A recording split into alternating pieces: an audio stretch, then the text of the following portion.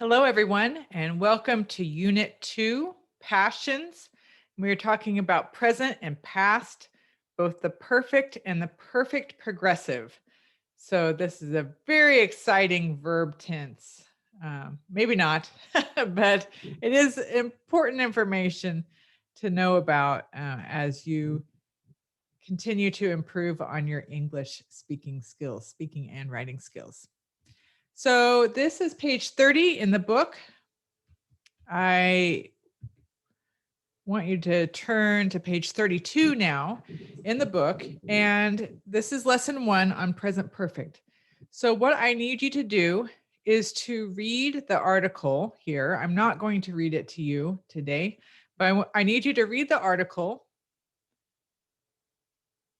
here.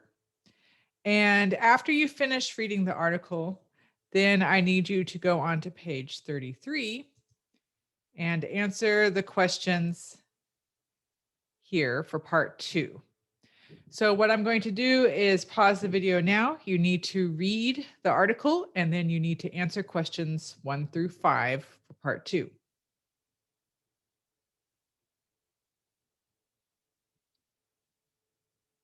Okay, so hopefully your answers were correct or you can see what the answers need to be. So I just want to go through this chart. This chart is on the top of page 34. And here, if you have studied present perfect before, what this means is you are explaining something that happened in the past, but you don't give a specific time.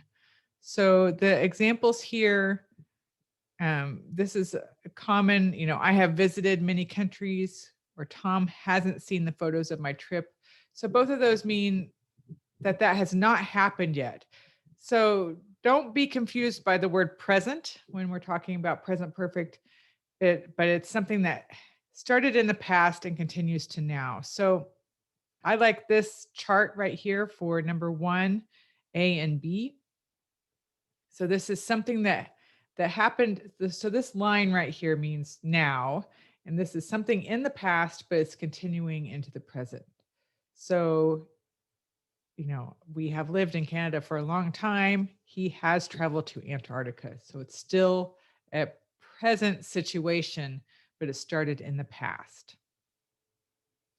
So what I need you to do is read through the rest of this chart, and these words right here, always, already, ever, and never, they are very common with this verb tense. Also yet and so far. So here are the examples about that. Okay, what we're going to do is work together on the next page. So if you can turn to page 35, we're going to work through conversation 1 and conversation 2 right now in this video. So make sure you have your book opened to page 35. And for exercise 4, conversation 1, we have right here. So here's the first conversation. So how is your class going? Ken says, great. I've learned a lot about the Arctic and polar explorers. That sounds interesting. So now what would you put there? It's a question and you need to use you and see. So the answer is, have you seen, SEEN? So have you seen that book by Paul Nicolin? And then for number 3, no, I haven't, or I have not. Who is he? And number 4, I have never heard of him, or I've never heard of him. Either one you can put here. And then the last part, he's a photographer. He has lived. So he has lived, LIVED, and worked in polar climates for many years. And number 7, he has taken, TAKEN, amazing photos of all kinds of animals. Now, if you need that information again, you can rewind the video. You can pause here.